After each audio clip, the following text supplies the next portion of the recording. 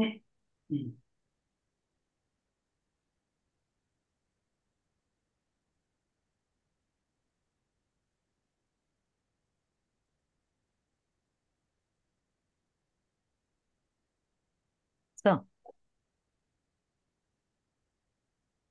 we'll start, sir. Yeah. Good evening, everyone. I welcome you all to this online lecture series on research methodology, paper of MA Semester 1, jointly organized by Postgraduate Department of English, Rashtrasant Tukadoji Maharaj, Nagpur University, Nagpur, Shri Binzani City College, Nagpur, Rajkumar Keval Ramani Kanya Mahavidyalaya, Nagpur, Vasantrao Naik Government Institute of Arts and Science, Nagpur, R.S. Mundle Dharampet College of Arts, Commerce, Nagpur, Mahila Mahavidyalaya, Nagpur, and J.M. Patel College, Bhandara. I would like to introduce today's resource person, Dr. Savita Devgirkar, ma'am. She has been serving as a professor in the Department of English, VMV College, Nagpur, for the last 23 years. She is a poet, reviewer, writer, and researcher. She is a former BOS member of Gondwana University and Nagpur University as well. More than 25 she has published research papers in national and international journals. She is invited as a research person in refresher course organized by Sant Gadge Maharaj Amravati University and as well as Nagpur University. And she was invited in the colleges to talk on the theories and English literature. It's a pleasure for all of us to listen, Dr. Savita Devgirkar, madam. Over to you, madam. Thank you. Thank you, sir. Thank you so very much. Should I start? Yes, ma'am. Before I go for my deliberations on research methodology today, let me grab this opportunity to extend my gratitude towards all the organizing colleges. I guess there are 6 to 7 colleges altogether as they are hosting this online lecture series for MA students. But when I think about research methodology, of course, it is included in MA for PG students at the beginning of the semester one only. But the thing is, even today, when we look back, we realize that even today, research methodology is not understood by even the researchers, those who are investing their energy, time, money into writing a research paper, writing a thesis. So it may be called as a universal phenomenon which is to be understood properly. The basic concepts are to be explored well, and we should delve deep into what exactly is research methodology, because some of the things which we try to invest in our research, may it be a theory, may it be a survey, or may it be a discourse analysis, we have to understand what exactly we are doing and how we are going to progress in our study. And if we are getting this much of the topic, we are on the right path.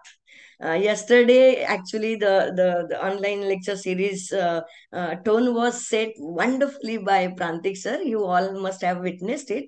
And when we talk about research, uh, we definitely have so many things at the back of our mind. Human beings have got a very sharp brain, and this brain lets human beings ask questions. We are born with a kind of curiosity, and this curiosity, when we talk about curiosity, when we ask questions to ourselves, we try to seek the answers to those questions. And here, from the childhood onwards, we are into research unknowingly.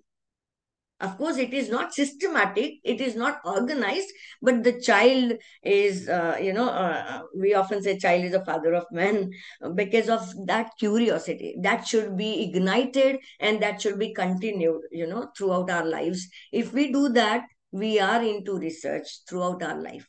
Again, I would say that it is not the cup of tea for everybody. Some of the people may not have that inclination to go for research. They may be into creative writing.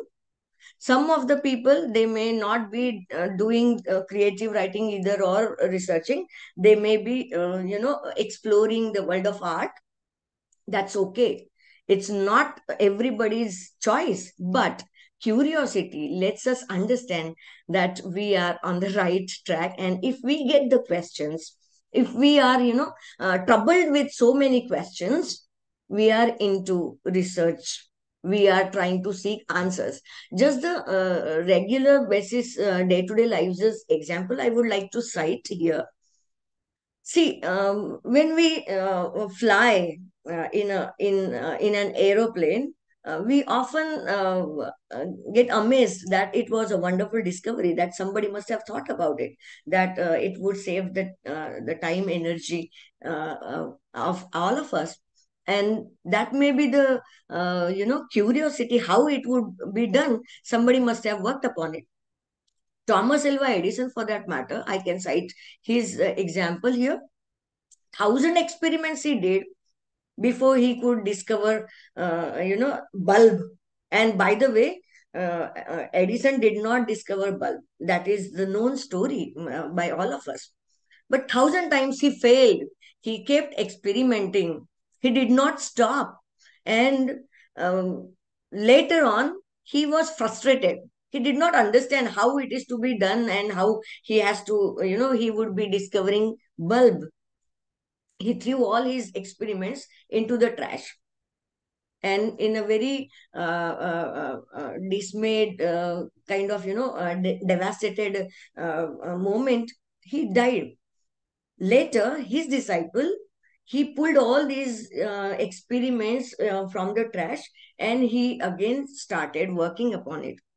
It was not a difficulty for him because everything was ready. Only plus minus here and there, 9, 10 was the calculation which could not be done by Edison. And his disciple discovered bulb. Now, the disciple of Edison gave this discovery to his mentor, Thomas Alva Edison.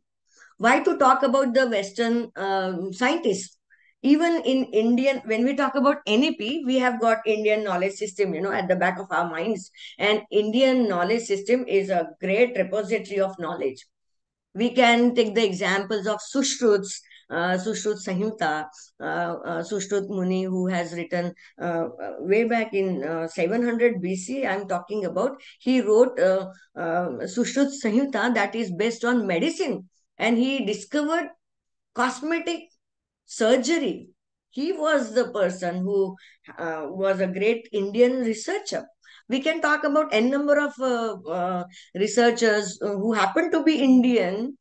Somehow we do not give their examples. I don't know why, but it is the time now that we should recognize the birth of research in Indian land way back. It is the tradition of India, you see. When we talk about research, it is the tradition of India that we often try to seek answers to the questions which come in the mind of us. And when we try to seek answers to these questions, we are on the path of some kind of brilliant discoveries. We can have the example of Bharat Muni as well, right? So that's actually the topic of my discussion today, that we are Indians, and this is the Indian literary tradition, that we are always into research. When, if it is so, if we are into the tradition of research, when we have so many great researchers, great scientists, great discoverers, why not us then? That's how I thought that I should try to explore the possibilities of being good researchers. And with the permission of the organizers, I would like to share my screen. Well, today I will be talking on why, what, and how of literary research. Believe me, I will not talk about scientific research in any way, because we are into qualitative research methodology. I mean, when we talk about literature, we often talk about literary research, how it is to be taken up. And that is why I thought that I should talk on why of literary research, what is the need of it, and how it is to be done. Why to go for research? What is the need of research? And I gave you some examples. I cited some examples which are from Indian soil itself. Now, when we talk about why do we research, there are some very important issues which are to be discussed here. Why is it needed? What is the need of it? First of all, to go for researching something which is of your own interest, which instigates your interest, which instigates you to get to know what exactly is at the back of all these things. That is the process of research. So, if we want to go for research, we need to think outside of the box. We have to think differently. If we think differently, then only our research becomes worthy of presenting, and it will be definitely it will become a milestone for others to go on the path of the further studies in that particular research, that particular topic. So when we talk about why do we require research, why do we go for research, we need to think differently. That's very important. Why is it so? When you think differently, then only you contribute in the existing knowledge repository. When we think differently, then only we try to share our views, opinions. We build some new formulas, new theories, and that is an added feather in already a crowded cap of so many researchers and so many great scientists of the world. So why is it required? You have to have this thought process that provokes you to ask questions. When you start asking questions to yourself, then you realize that this is the time you are going to the path of researching. So when you ask proper questions to yourself, if it is the field of your interest, then you realize that it is these questions are to be properly addressed. Why it is to be properly addressed? Why you want to seek answers to these questions? Because if you address these questions asked by yourselves, posed by yourselves to yourselves, you are adding some very impactful information to the given phenomena. And that is why research is mandatory. Research is very important. Now, let me be very clear. Research is not a kind of a process which is very glamorous. Okay, it is not at all about glamour. It is not at all about glamour, but it is about uh, a, a sincere commitment towards identifying a problem. And when you identify a problem, you systematically involve yourself into investigating the pros and cons of this problem to be solved. So, problem is at the center of any research. You have to identify the problem. When you identify the problem, then only you can have this logical, systematic, well organized study to get to know how it is to be solved. So the purpose is to redirect you to some kind of solutions to this problem. Now, if this much is understood, I would like to share some very important uh, issues in front of you.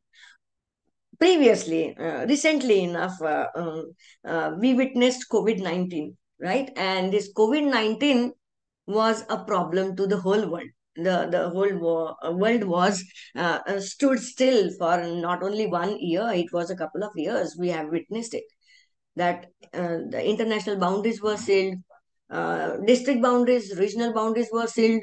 We couldn't see each other. Now, this COVID-19 is actually the situation. Okay. Now, this situation is to be properly identified.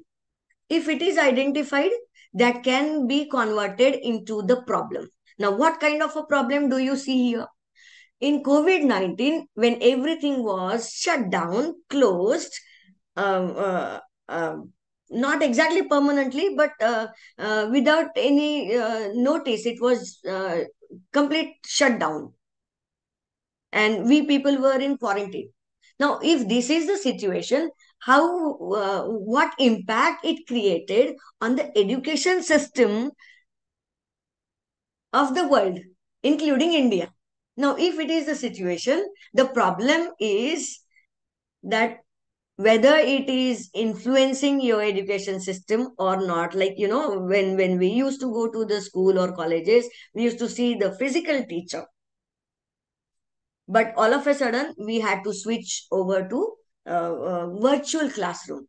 This problem is to be identified, and if the problem is identified, because in this country like India, wherein most of the people live below poverty line, wherein they do not have the everyday bread and butter to be won easily, it was difficult for these students who came from this background to go online and to attend classes. Now, if this is the problem, somebody from us, he or she may think about it, and they may try to find out the solutions. In the second example, I have made I wanted to seek your attention to the second slide, because this is the Bharat Muni's Natya Shastra we are talking about, 9 rasas. Now, these 9 rasas, we are talking about again a tradition of age old ancient Indian tradition of aesthetics. Now, in Indian aesthetics, we had 9 rasas. Now, we have 9 rasas, and these 9 rasas are very important for the upbringing of a person, as a mature man, and a kind of, shades of aesthetic bliss which we seek out of these rasas. And third important picture over here, image, is Sitayanand. That is a parallel study of Ramayana, one of the famous books which was written by Amit Mazumdar. He lives in USA, and it is a bestseller. Now, this is the situation. Now, if this is the situation, you need to identify the problem in this situation. Now, what is the problem? Sitayan is talking about Sita as a protagonist. Here we do not see Ram. We are seeing Sita as a protagonist, but there is disrespect towards Ram. There is no disgrace towards Ram. And if we understand it, one is a literary text, that is बरोबर. इथे freeze मध्ये होतं थांब नाही राहू दे दे मला ते. kindly mute yourselves, please. Second is visual, audio visual performances which you witness on the stage. That is 9 rasas. So we can talk about film studies over here. We can talk about short movies or advertisements which we often see on television, in between movies on OTT platform and all. And the third one belongs to social upheaval which was created by COVID-19. Now, these are the situations. Now, out of these situations, you identify the problem, and thus you start your literary research. When you identify the problem, you realize that it is to be answered. This is to be solved. This is to be recommended with some kind of solutions. And that's why we often do literary research. Now, at the time of COVID-19, there was a wonderful ode which was written by Christine Flins. And when we talk about Christine Flins's ode, I haven't made a complete ode to be posted here deliberately because it would take my time. So I just wanted to skip it. But as I couldn't keep away from this ode, I wanted to share it with you. Now, this is an imagine letter from COVID-19 to humans. When we read this ode, it's a very eloquently captured fact of that particular time, 19 COVID-19's time, 2020, 2021. These are the years which were greatly impacted by COVID-19. Now this this ode eloquently captures the profound psychological and existential amber in which we all were trapped in COVID-19.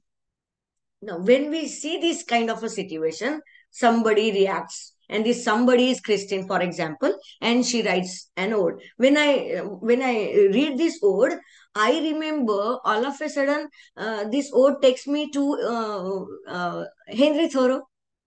When he talks about transcendentalism, he goes into the woods, he goes into the nature is a recluse, nature is at nature amidst nature you feel peace, you feel solitude, you feel happiness, and much more than all these things, you feel transcended, uplifted.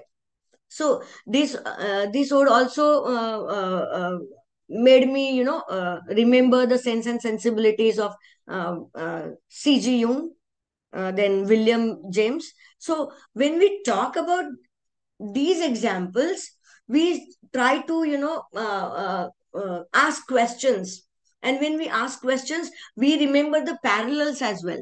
For example, Henry Thoreau.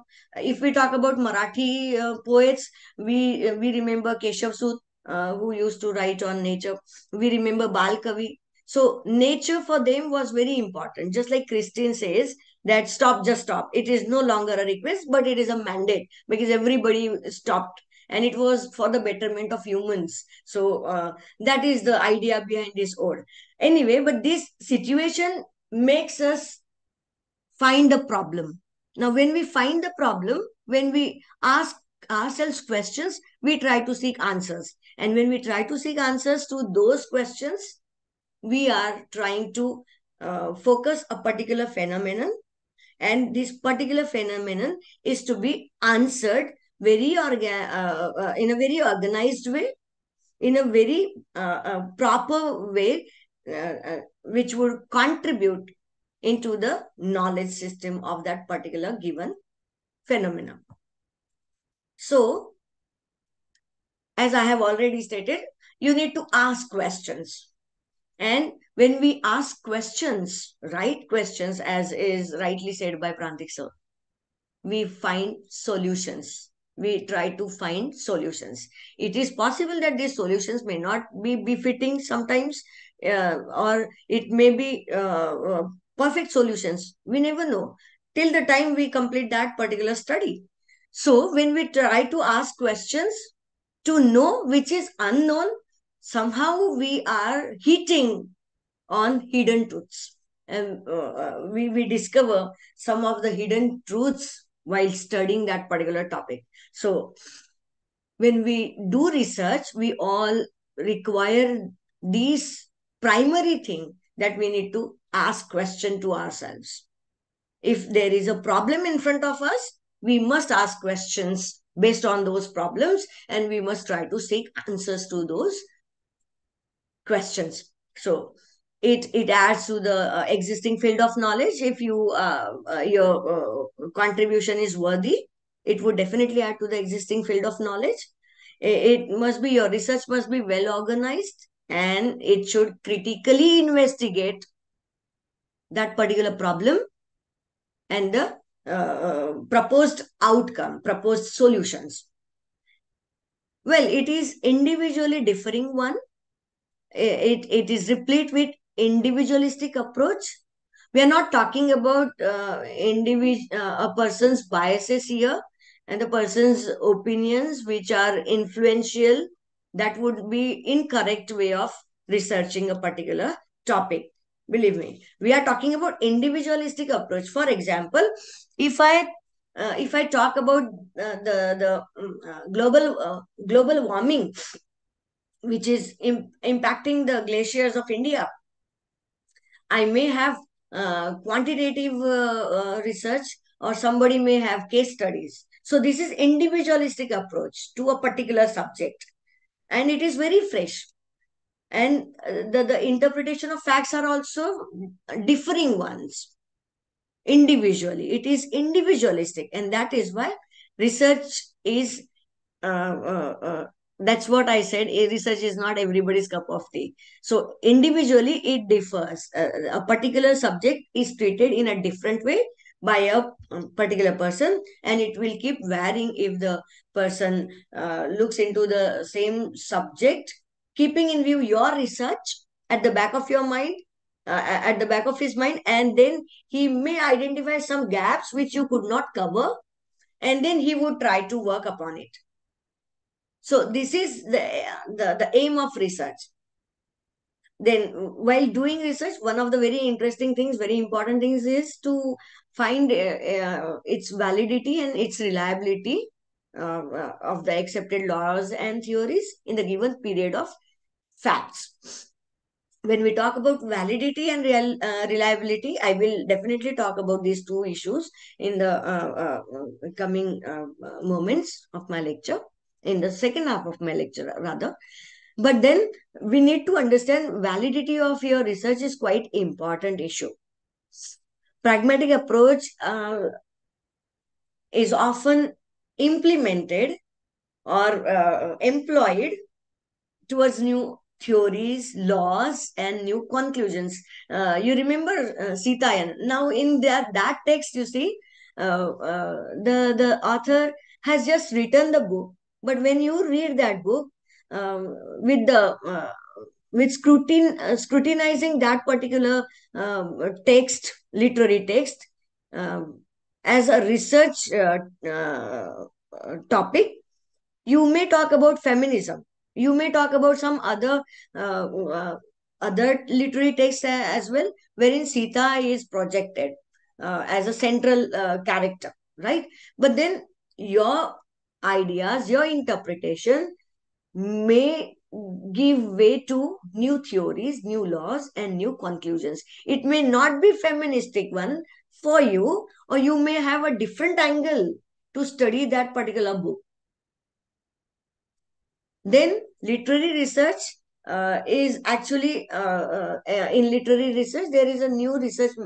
There are so many new research methods which are mostly time and again employed by the researchers just to analyze, understand properly, and examine different aspects of literature. Why do we require literary research? Is the answer that literature, when we say that it is a mirror to life, everybody has a different opinion about a particular text. So what appeals me, which poem appeals me, may not appeal you. Okay, so that poem would be analyzed by me in a different way, and your way of analyzing that poem may be different. So that is the sole reason why we require literary research, because mostly different research methods are employed, and the possibilities of exploring those theories, newly formed laws, we try to conceive, and at the end of that research, we try to contribute in the existing field of knowledge. And that's why we require literary research. Now,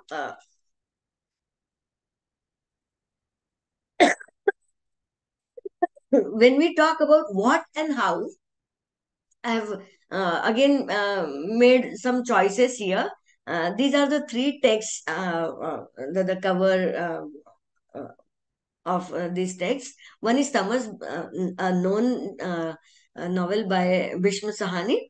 Then the other side of silence, again a known book which talks about the partition of India by Urvashi Butalia, and Kamlesh was again a known book, if Kitne Pakistan. This is in Hindi, of course, but how many Pakistan? That is a translation of this book. Now, these three texts, they are talking about a particular uh, problem. What is that problem? We are talking about partition of India. Now, this is a situation. Partition is a situation. And when we talk about partition literature, that becomes a problem area. So, Thomas, the other side of silence, and Kitne Pakistan.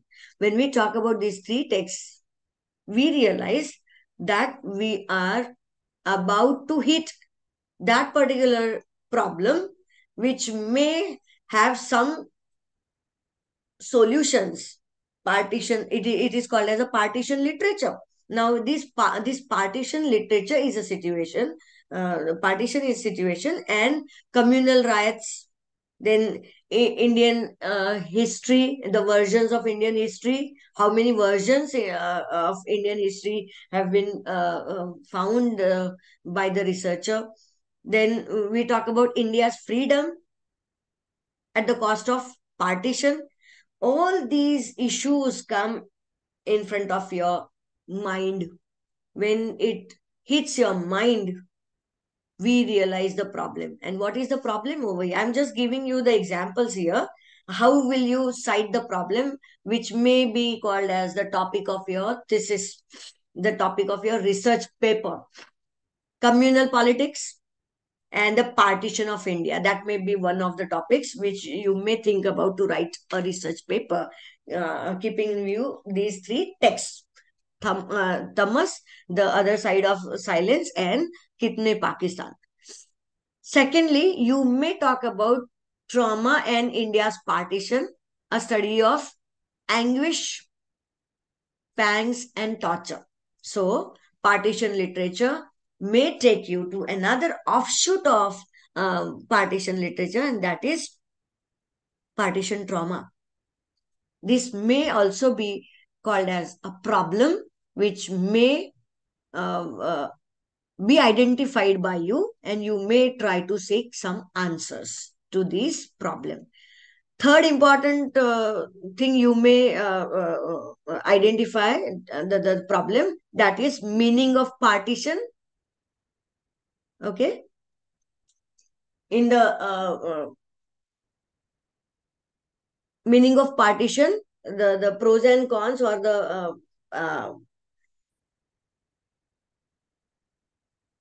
the the ideas, or the people of India and Pakistan, how they take it, or how they took it at that time when we were talking about partition. So, meaning of partition, post-colonial India and Pakistan, that may be your topic of research here. Now, when we talk about this, the problem, this is the topic, or you may call it a title of your research paper or your research thesis. Now, when we realize the problem, we go for some other things. These are the elements of research. Now, the problem is identified by you, that we are talking about the the situation is partition, and research problem is communal riots, which took place at the time of partition.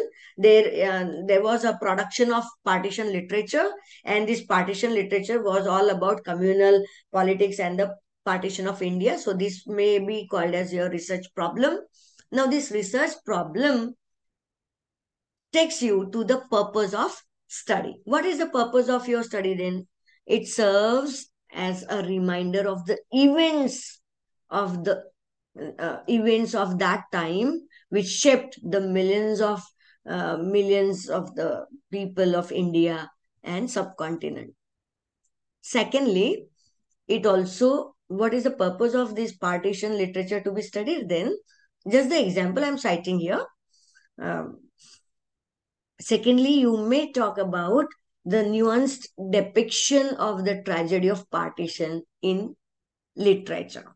So that may be called as your purpose of study. Why do you want to study this? Because when we talk about, when we read the stories or the tragic tales of people, commoners, we understand the we witness the same events, though they were in the past. When we weren't there, we can identify ourselves with the pain of these people. So this may be called as the purpose of your research study. Literature review is quite important element of literary research. What it does, when you read the works of other researchers. For example, I have just cited three texts over here as partition literature. There are n number of textbooks over there which are treated as partition literature. Now, unless and until you read them, for example, you may talk about Train to Pakistan by Khushwant Singh, right? That is also called as partition literature. Uh, you may have Curfew in Night, Bashir's book, that is also partition literature. Now, when we read these literature, these books of other writers, when we read other researchers' works in literature review, we realize whether our problem is really a problem went unnoticed. I mean, nobody worked on that particular area. So when we talk about research, literary research, and when we go for literature review, we need to understand that we have to read the contributors' contribution in the existing world of that particular given phenomena. Okay. Now, if we read the research papers on partition literature, if we read the thesis on partition literature, we identify the gap. Now, this gap is nothing but your formulation of research questions. Okay. What is supposed to be done in your research, whether it is a paper or a thesis. So, unless and until you go for literature review, you cannot find the gaps. Now, gaps are to be filled, gaps are to be mended. Mending wall, if you remember, I could recall Robert Frost here. So, gaps are to be, filled in properly. Now, these gaps, how will you fill the gaps? Unless and until you go for literature review, you cannot identify these gaps. What could not be explored by other researchers, it went unnoticed, or it due to the scope of literature research, he may not have given full weightage to that particular area, which happens to be the gap for you to work upon. That is identified into your research questions. So, formulating research questions, some people call it hypothesis as well. But I am talking about literary research. That's why I would not call it a hypothesis, because mostly when we talk about hypothesis, we talk about scientific research. So, formulating research questions or research statements are identified and properly, written, concisely written after your literature review. You need to read the literature based on partition literature. I'm just giving the same example so that you would be able to understand it properly. Now, when we identify the research questions, the gaps, we write them in 3, 4, whatever number. Why do we require this formulation of research questions then? Because that would decide which path, these are the milestones, formulating hypothesis would be treated as the milestones in your research study, whether it is intensive research in your for your thesis, or whether it is your research paper we are talking about. So research questions which you have identified and wrote, they are telling uh, they are the milestones, like this is a map, you may say. This would be treated as a map of your research thesis, how you will develop your research by answering these questions. So when we talk about uh, communal politics and partition of India, okay, we are talking about identifying or formulation of research questions. Now, again, I will cite the same example because that would let you understand how we are going from one point to the other one to have proper understanding of elements of literary research. So, how will you write these research questions? So, for example, the partition of India significantly influenced the thematic and stylistic elements of literature. Now, this may be a question proposed to be sought answers by you in the coming in the process of your research. So one hypothesis or one research question may be: the partition of India significantly influenced the thematic and stylistic elements of literature. Second research question may be: partition of India is a tragic tale of trauma on individual as well as collective identities. Third important thing you may talk about as impact of social, political, and cultural upheavals, fragmenting and fracturing Indian identities, not only in India but in subcontinent as well, human identities at large. And lastly, you may say partition literature is a construction of parallel narratives on the division of region and religion. Now, if we have identified these gaps, these become your hypothesis, these become your research statements. In other words, you may call it a statement as well, okay, if not questions. And these four statements which you have made, you would try to seek answers to. It is not necessary that you would substantiate all these four statements.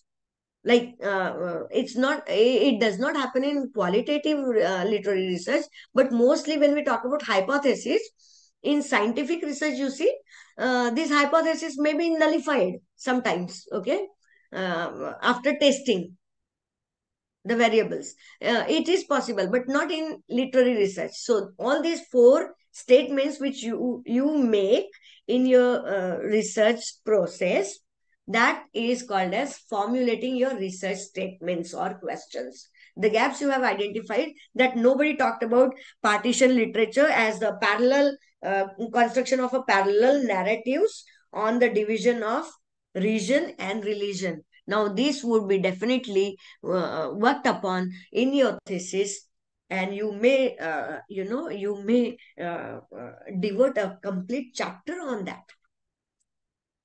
Next element of research is research design. What is meant by research design is that how will you collect data, which methods will you apply, which methodology will you decide for your research work, research thesis to be completed, okay? How will you analyze your data? How will you present and cite your data?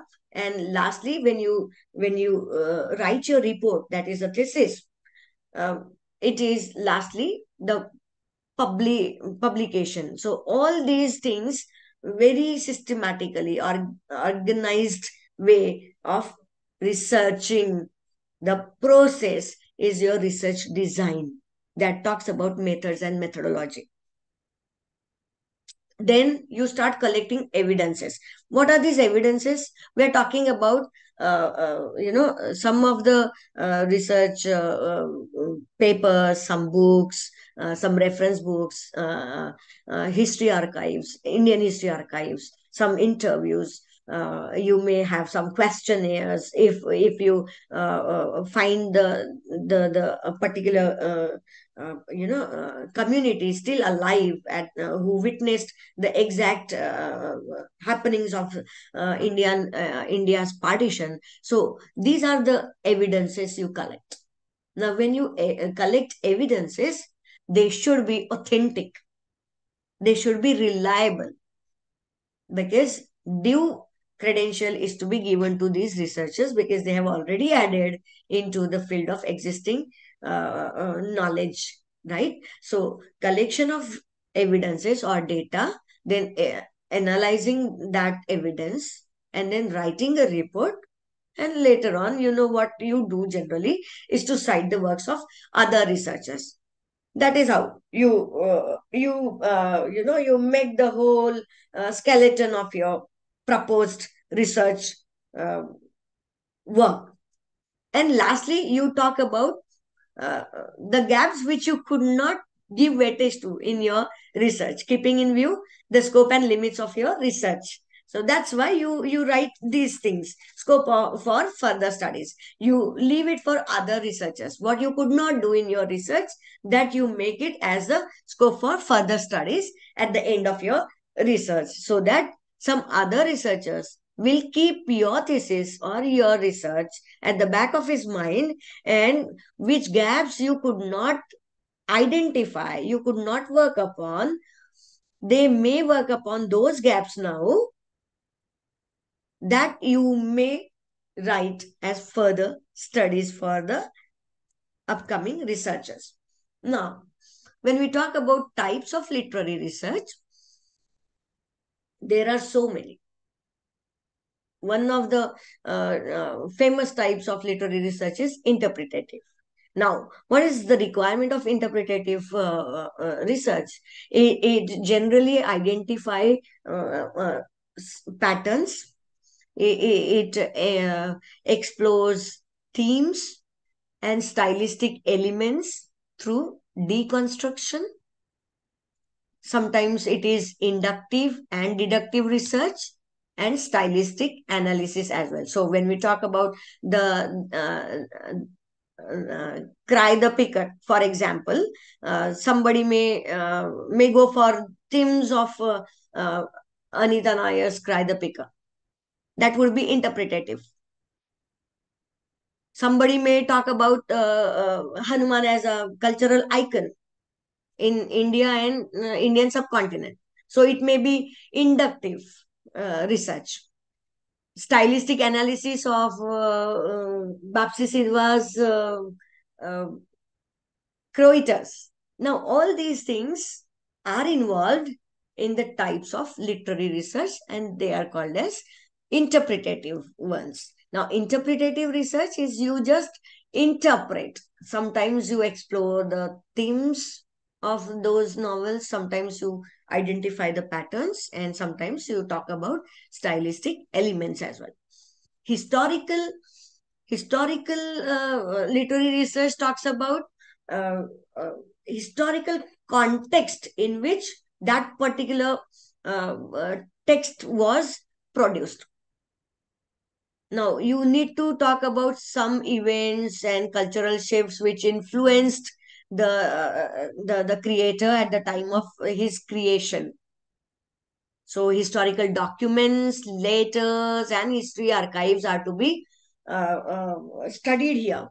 Historical. I may give you the example of the Kashmir Files, the movie by uh, Agnihotri, Vivek Ranjan Agnihotri. Yeah, historical. Now, when we talk about the Kashmir Files, we may talk about historical context of the things happened, the exodus which we have witnessed uh, in 1989, the midnight. Okay, curfew in night is again, if you want to study this textbook in the light of literary research, you may talk about historical evidences. They may be letters, they may be historical documents, they may be newspaper cuttings you may find in history records, right? So this may be called as historical literary research.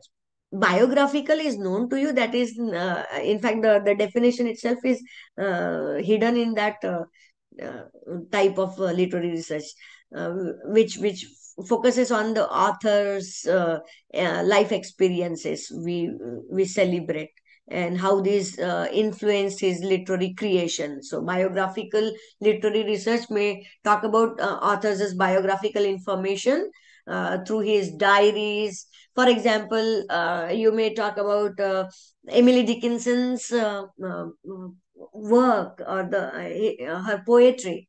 Um, Keeping in view biographical details, she used to have, the box wherein, she used to keep the poems.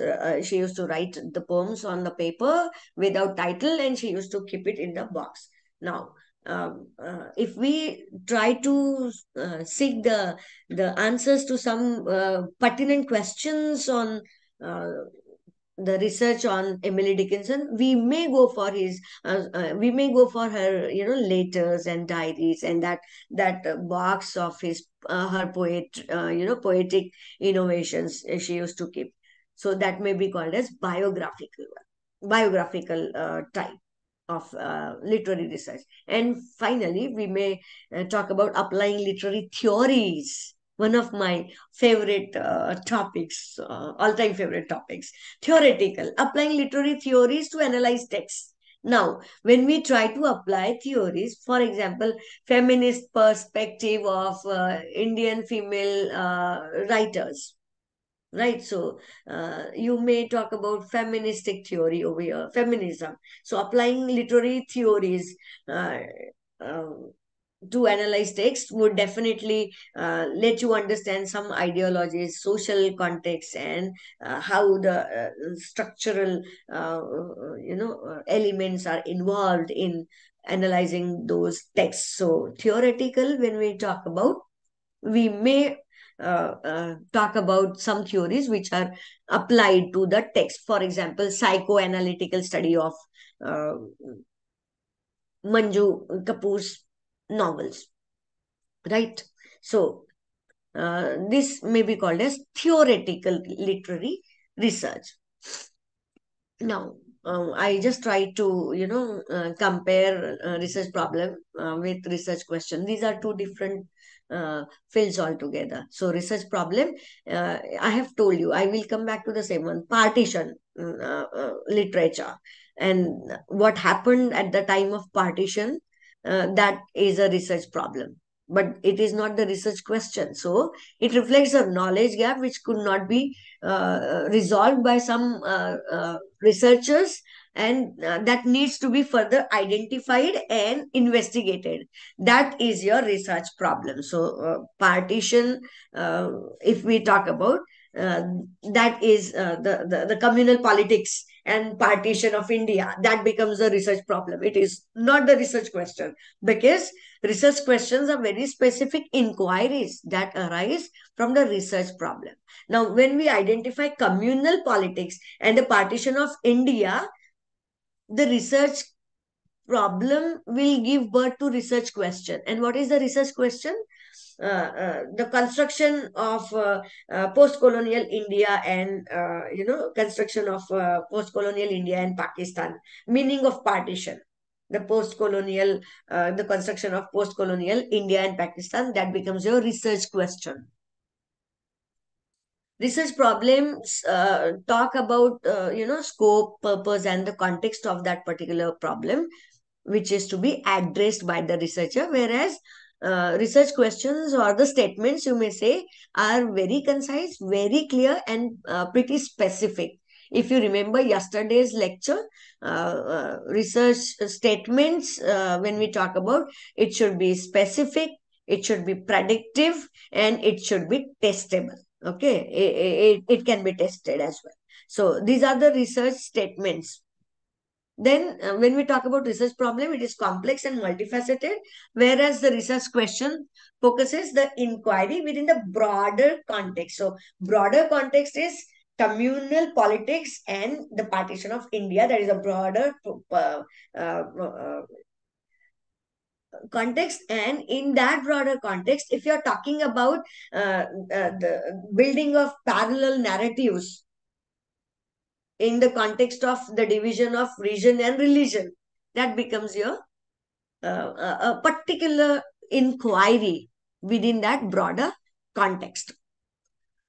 Research problem is a larger area, of course, because it's all about your thesis we are talking about, right? A complete thesis from the beginning till the conclusion. So it is quite a larger area of concern, whereas research statements, issues and questions, hypotheses, they are very concrete and answerable inquiries. They have to be answered. And these, when you try to seek answers to these queries, which are very concrete, you are trying to tell the world how your research process is going forward. This I will be answering.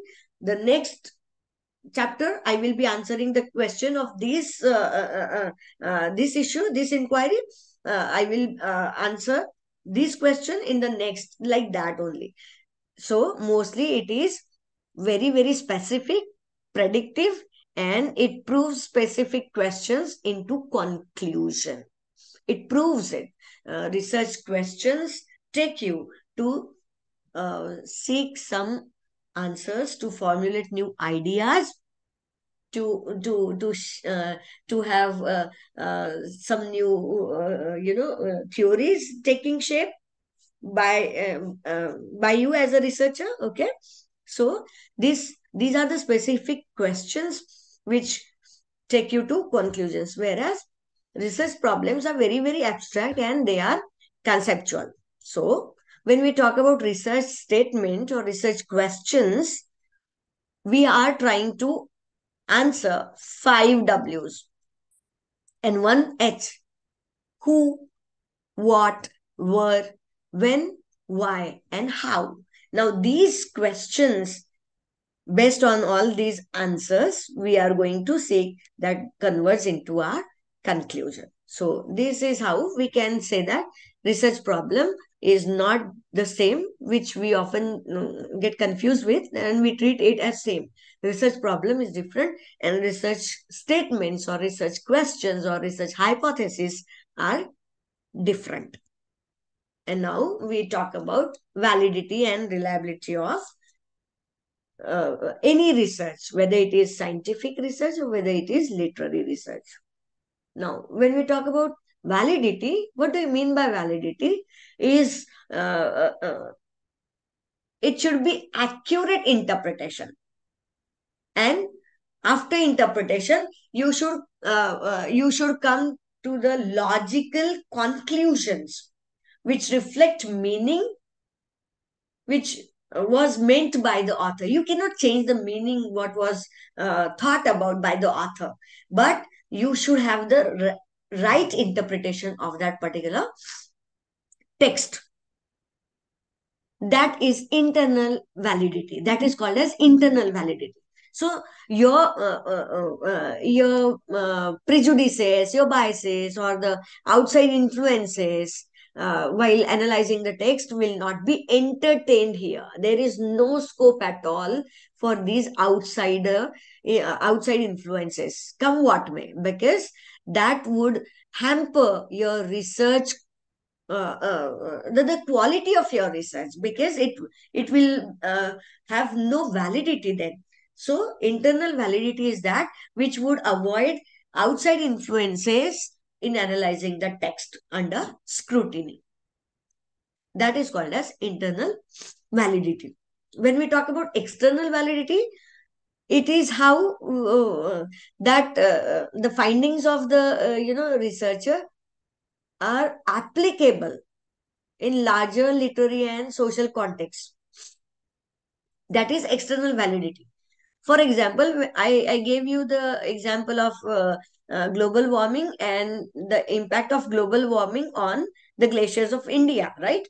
Now, when we talk about such kind of a research, I know it is not literary research, of course, it is quantitative, but we can understand external validity. Now, when I talk about, when I conclude some conclusions I make, those conclusions on the basis of my research and on the basis of the answers I sought throughout my research process, uh, which I made as hypotheses, okay, they are applicable in the larger literary and social context. For example, I can cite another example, external validity.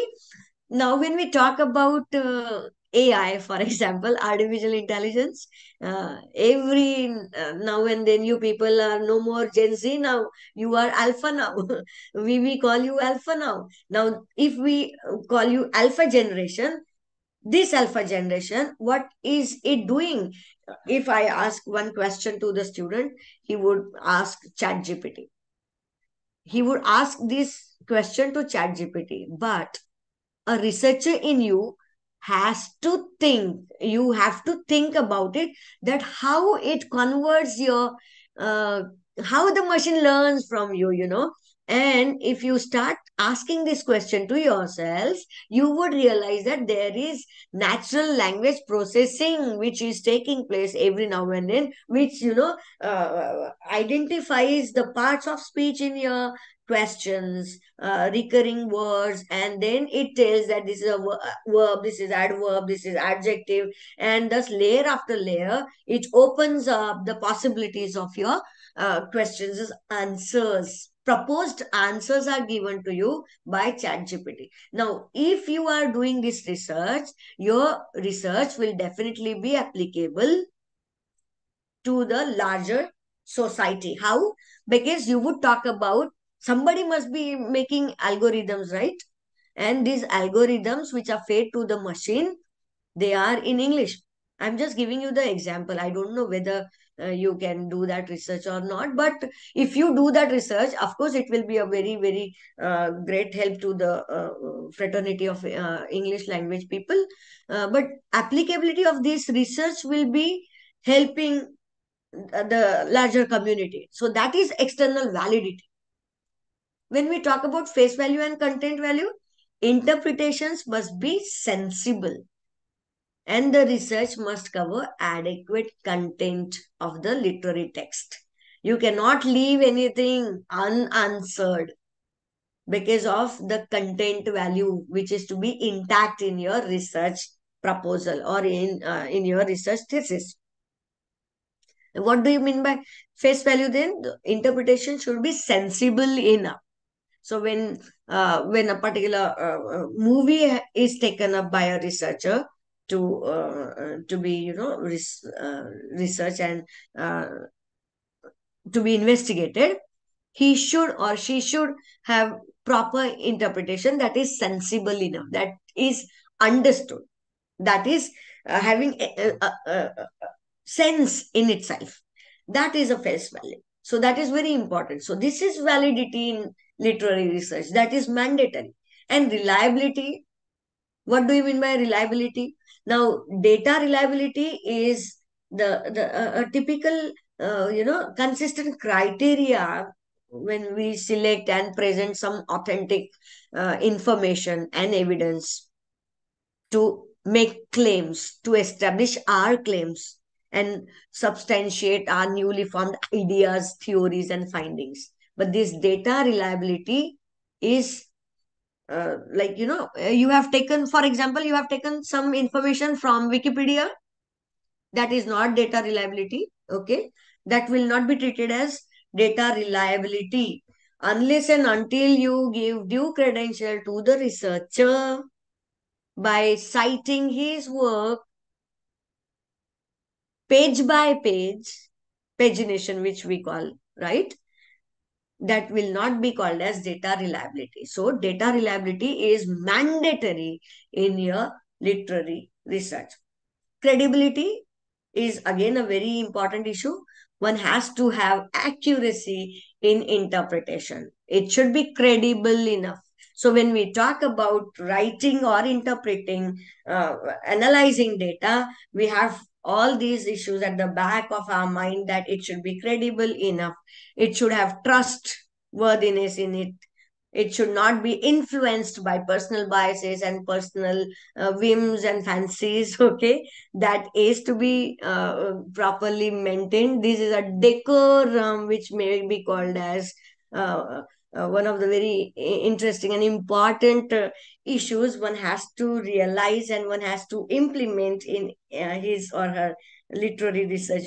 You have to have the findings which are trustworthy.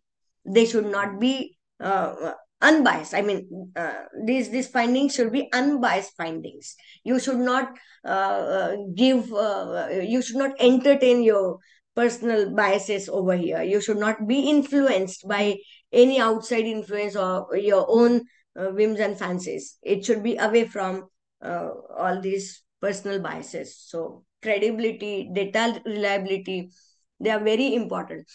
Mostly, there is a problem which is made by the researchers. They get the information which they feel like they have to incorporate it in their research work, but they do not get the authenticity of that particular evidence. In this case, you may use that particular information in your own words. That can be entertained, but if you are writing it in quotes without giving due weightage, due credentials to that particular researcher from whom you have sought the idea, you have borrowed the idea, that would be the proper word, borrowed the idea, that will not be called as data reliability. So in such a case, if you do not find proper evidence after struggling a lot, you may do one thing. You can change that whole idea into your own words, giving credential to that research. As one researcher says like this, you may not say that this is your own idea. Okay, you should not say, you must not say that this is your own idea which you explored and investigated. No, no, no, that will not be data reliability. So this is very important issue when a person embarks on the journey of research. So validity and reliability are one of the very interesting, very important issues one has to incorporate in their research activities, whether it is a research paper or a thesis. Now we are heading towards last couple of minutes, wherein I would be trying to tell you the different uh, types of research methods we often involve in while doing our research. So there is qualitative method versus quantitative method. Now, when we talk about qualitative method, it is having no numerical data. Okay, it is having no numerical data. That is, the data will be like, it won't be 1 to 10 or figures. It would be words and images in qualitative. And mostly literary research is always, mostly researchers involved in qualitative research. But sometimes they also go for quantitative research as well. It is again having two subdivisions. One is inferential and other is simulation. Now inferential is where you do survey and all, and simulation, you create an artificial atmosphere. For example, I have given you one example recently.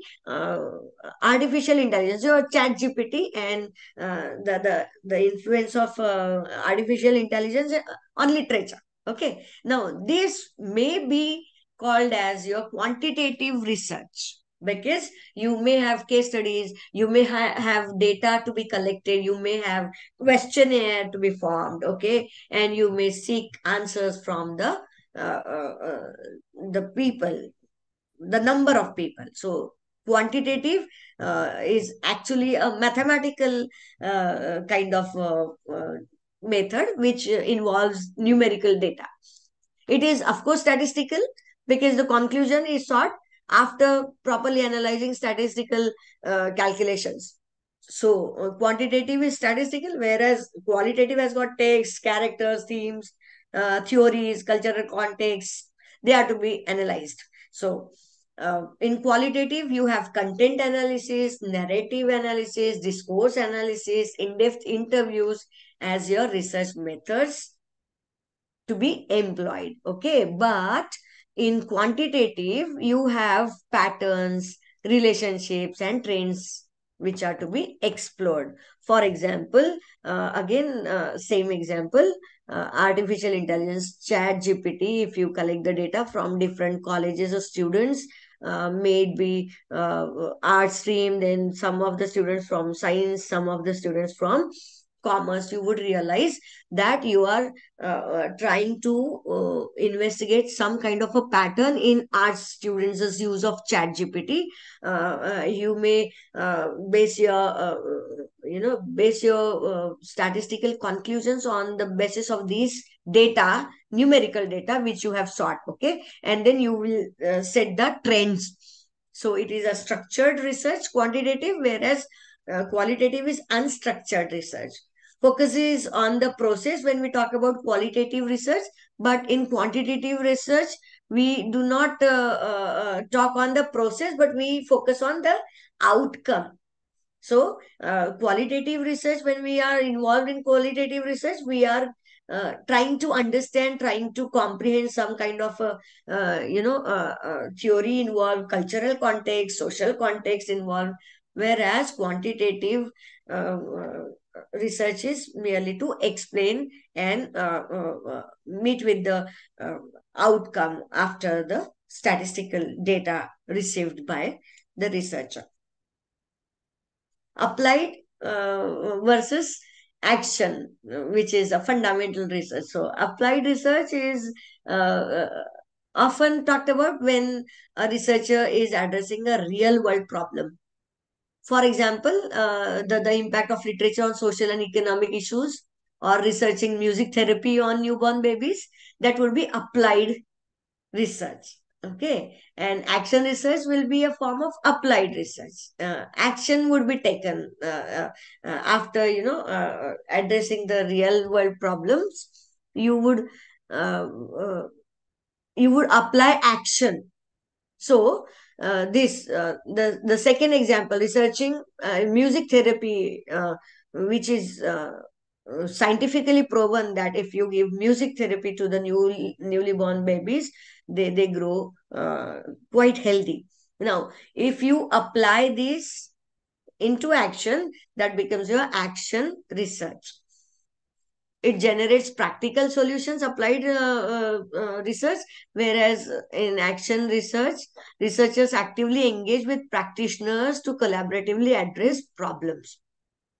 So, for example, uh, like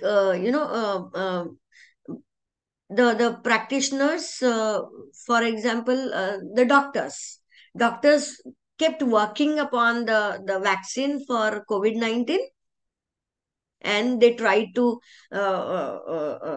experiment on a particular animal, and when they sought results, it was confirmed that this can be treated as a vaccine. So these researchers, they are active. This is action research. For example, researchers work with educators to implement new teaching methods. Okay, English language teaching is action oriented research method. Okay, so literary theories, and they examine their effectiveness as well. Then applied research talks about literary knowledge, which is to be applied to seek practical solutions, whereas action research is community-based projects which are applying literature to bring about social change. So when we talk about water deficiency in Marathwada, for example, just the idea, I know it is not the topic of English research, but I'm just citing an example. Action research, what is it? Now, water deficiency in Marathwada region will have community-based projects, that would bring about social change. This is action-oriented research. So, when we try to, uh, you know, uh, involve both the methods, applied and action, it becomes mixed research method. Okay, so mixed research method is application and action. So applying, addressing a real life problem, and it is to be action oriented one. After addressing that problem, you try to solve the problem through a particular action.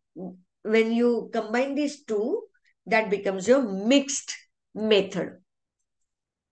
Well, that's all for today. And if you have understood this much of it, it's better that you should, ignite your curiosity and be the change. So you yourselves can be a change. Change does not come from outside. Change must take place from within. So start asking yourselves questions. Why, when I jump into the water, I have the fear to drown, because I do not know how to swim. But when I board myself on a ship floats on water.